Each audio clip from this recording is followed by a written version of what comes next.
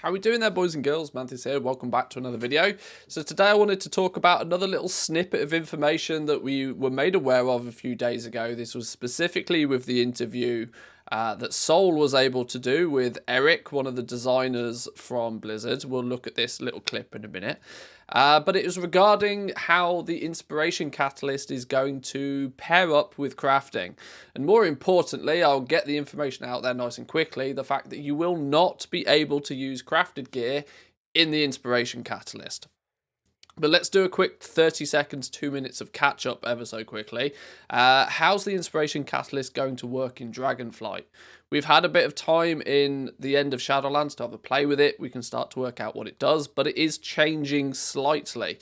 We started off by getting a little bit of information that it was going to be a thing, that it would be nice that it's going to be account-wide.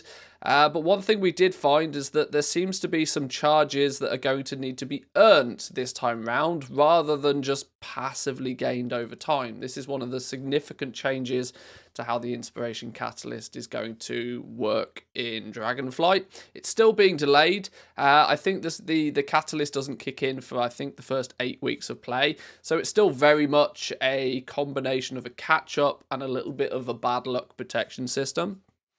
But we found out that we're actually going to have to do something to earn these charges this time. This kind of means that you can't just join the party late. You can't, log on to Dragonflight. You can't pick up the game in 6 to 8 weeks, 10 weeks time and be able to quickly catch up with your tier set pieces or of your top end gear. Because you have to do something first. And, it took a bit of time for us to get some clarification from Blizzard, but clarification we did get. We've read some of the recent feedback on the catalyst, and now we'd like to talk and give yourselves a bit of an update. When the catalyst becomes available in Dragonflight Season 1, there will not be a new currency. Instead, there'll be a weekly quest that simply requires doing the same sorts of group content that provides you with catalyst-eligible gear in the first place. A few things to note: all characters on your WoW account can contribute progress towards completing this. Completing it will give you 1 charge for all of your current and future characters that you create on your account. To give a quick example, if you've done the quest 3 times and you've used those 3 charges on your main character, a brand new ult that reaches level 70 will instantly have 3 charges to use. This is kind of quite cool, and I prefer it this way, to be honest. I'm very much in the camp of people who think that if you want, mythic quality difficulty gear, you should at least have done some mythic quality content previously. And that just because you join the party late, you shouldn't strictly be able to catch up to everybody in that scenario. So it shifts it a little bit from being purely a catch-up system to more so a bad luck protection system. But let's get to the meat of this video. How does this actually integrate with crafting? One of the big questions we were still left with was, well, can we use our crafted gear in the catalyst? Can we convert pieces of crafted gear into tier? Because it's a crucial bit of information, right? And this was asked by Soul in this little interview, and I want to play you the clip so you can hear it from the horse's mouth, as per se. Can crafted gear, like higher end crafted gear, is that going to be eligible for use with the upcoming inspiration catalyst? So it is not. No, simple and no. If you're wondering why it's not, then there's a few reasons. One, there are a lot of other sources for it, right? There's both Storm gear and of course Mythic Plus gear and all that stuff. So there's a lot of sources to get it.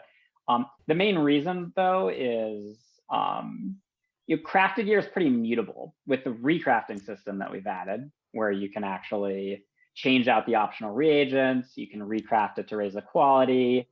Let's say it's a normal raid tier piece.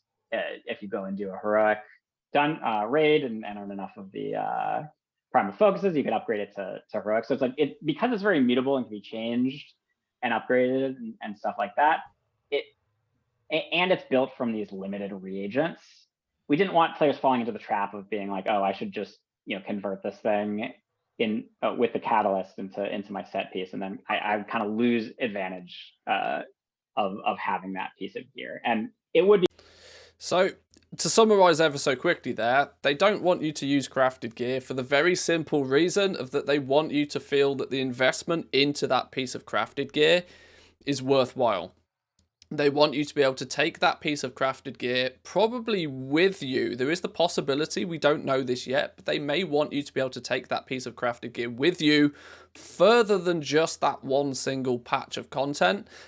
We don't strictly know too much about 10.1 or 10.2 or the future, but if Shadowlands had anything, if we can take anything from Shadowlands, we can definitely see the direction that they want the crafting system to go in. They want you to invest in a piece of gear, and they want to carry that piece of gear with you. Use the recrafting system, upgrade it as we go, and maybe that extends further than just this one current tier of content. So if you took a piece of crafted gear and you threw it in the catalyst to convert it, probably in many cases, to a piece of tier gear, all of that time and effort and that initial investment in that piece of gear has dissipated instantly. You've cashed out, you've traded it for a single piece of gear. They didn't want that.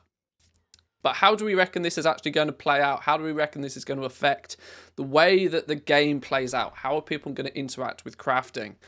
My suspicion, and I'm probably not the only one that's come up with this, is that any piece of crafted gear, the endgame crafted gear, that clashes with a tier set piece is probably not going to have much interest. This is Shadowlands Legendaries all over again.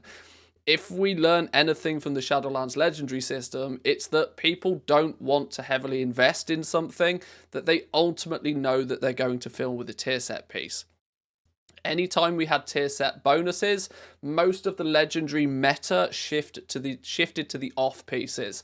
So we were looking at things like capes, rings, neck pieces, like boots, bracers, these sorts of things. The off pieces that are not going to clash with tier set became the big demand. That's where the big demand was.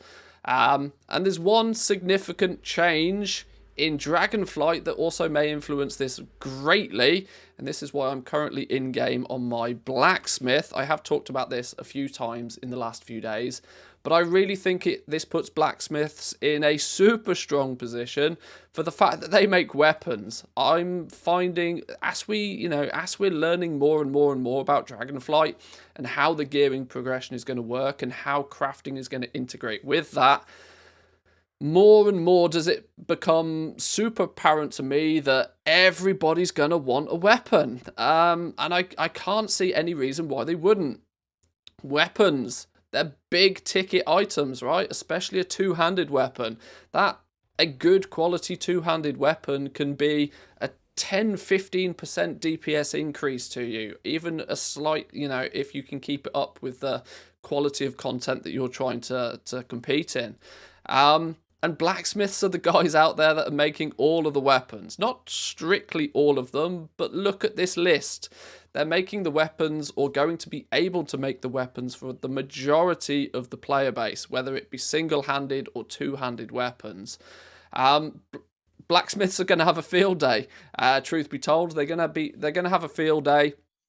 There are, for reference, for clarity here, you do also have leatherworkers who make a bow.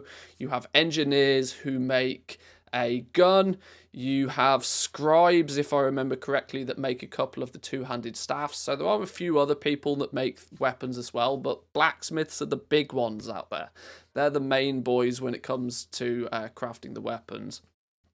And with the ability to push these all the way up to mythic item level, 418 item level eventually, through this recrafting system, at least in this first tier of content anyway, I'm finding it hard to believe that most people won't be looking for a crafted weapon. The specializations to go along with this are going to allow blacksmiths to go in probably one of two directions, I should say, to begin with. If you do pick the weaponsmithing path, you do have to also kind of make some choices. Do you go blades? Do you go hafted? And then where do you specialize even further? Do you specialize in short blades? Do you specialize in long blades? Do you specialize in hammerings and maces, or axes, picks, and pole arms? You're going to have to choose a path to go first, and that's where the real big brain thinkers may come up with a certain plan. Other professions might benefit from this as well. Anything that crafts those off pieces. Jewel crafters. Jewel crafters made bank all the way through Shadowlands off the Shadowgaster Ring. The Shadowgaster Ring was a massive moneymaker, super high demand throughout the entire expansion for the most part, and I don't see that being much different. Trinkets might have a lot of appeal to people as well. They're certainly not going to clash with tier set pieces. We have the Dark Moon cards to look at. They're going to be made by scribes. Jewel crafters once again have access to a trinket, which you do have to do a bit of rep grinding to get the pattern. But let's be real, that's only a few days of hard work. Once you've got it, you've got it. You also have somebody else makes a trinket. I can't think of who off the top of my head. But there's a few people out there that make the trinkets. Jewel crafting could be good for that specifically. If jewel crafting is making the rings and trinkets, wombo combo. But yeah, this is what I think might be the meta that might start to evolve, and how crafting can integrate itself in with most people's natural gearing progression. So let me know in the comments down below, boys and girls, what you think about this. Have you picked your professions yet? If you have picked your professions yet, have you decided which sort of path you're going to go down? My tier list from a while ago put blacksmithing quite high up the charts. Any of the armor crafting professions are also going to be pretty good in the early days.